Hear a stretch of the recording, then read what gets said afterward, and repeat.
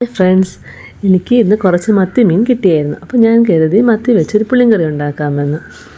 അതിലേക്കായി കുറച്ച് ചെറിയ ഉള്ളി, കരിവേപ്പില, കുരുമുളക്, വറ്റൽമുളക്, ഇഞ്ചി, ടൊമാറ്റോ, ചെറിയ ഒരു കഷ്ണം പുളി, ഇത്രയുമാണ് നമുക്കത് വേണ്ടത്. അപ്പം ഇത് കഴിഞ്ഞതിന് ശേഷം നമുക്ക് ആ ചെറിയ ഉള്ളിയും പുളിയും കുരുമുളകും പിന്നെ ഒരു 2 സ്പൂൺ മുളക് പൊടിയും കൂടി മിക്സി നന്നായിട്ട് അടിച്ചെടുക്കുക. വെള്ളം അധികം ചേർക്കേണ്ട ആവശ്യമില്ല. അത് കഴിഞ്ഞ് സ്റ്റൗ ഓൺ ചെയ്ത് ഒരു ചട്ടി അതിൽ വെച്ചിട്ട് കുറച്ച് വെളിച്ചെണ്ണ അതിലേക്ക് ഒഴിച്ചു കൊടുക്കുക. വെളിച്ചെണ്ണ നല്ലവണ്ണം തിള വരുമ്പോഴത്തേക്കും ഒരു കുറച്ച് കടുക് അതിലേക്ക് ഇട്ട് കൊടുക്കുക.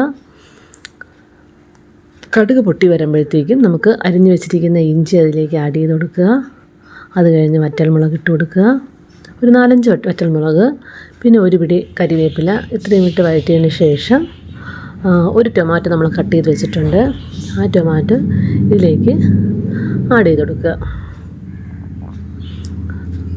കൂട്ടത്തിൽ ഒരു സ്പൂൺ ഉപ്പും കൂടി ഇട്ട് കൊടുക്കുക. നല്ലവണ്ണം കുഴഞ്ഞ് വരുന്ന സമയത്ത് നമ്മൾ അടിച്ചു വെച്ചിരിക്കുന്ന അരപ്പ് ഇതിലേക്ക് ഒഴിച്ചു കൊടുക്കുക. അധികം വെള്ളം ചേർക്കേണ്ട ആവശ്യമില്ല. പക്ഷെ നല്ല ടേസ്റ്റി ആയിട്ടുള്ള ഒരു ഡിഷാണിത്. ആ ജാറ് കഴുകി വെള്ളം മാത്രം അതിലേക്ക് ഒഴിച്ചു കൊടുത്താൽ മതി. അത് കഴിഞ്ഞ് പാത്രം അടച്ച് നല്ലവണ്ണം വേവിക്കുക.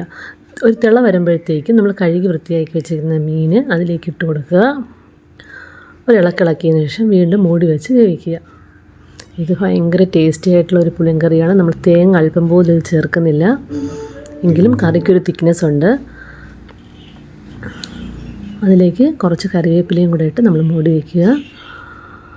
നല്ലവണ്ണം തിള വരുമ്പോഴത്തേക്കും ഒരു സ്പൂൺ വെളിച്ചെണ്ണ ഒഴിച്ച് ഫ്ലെയിം നല്ലവണ്ണം കുറച്ച ശേഷം മീൻ പൊടിയാതെ ഒന്ന് മറിച്ചിടുക. അത് കഴിഞ്ഞതിന് ശേഷം മൂടി വെച്ച് ഒരു 5 മിനിറ്റ് ഒന്ന് വേവിച്ചതിന് ശേഷം നമുക്ക് ഫ്ലെയിം ഓഫ് ചെയ്യാം.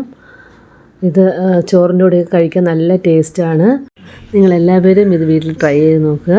ഇഷ്ടപ്പെട്ടാൽ ലൈക്ക് ചെയ്യുക, സബ്സ്ക്രൈബ് ചെയ്യുക, സപ്പോർട്ട് ചെയ്യുക. ഓക്കെ.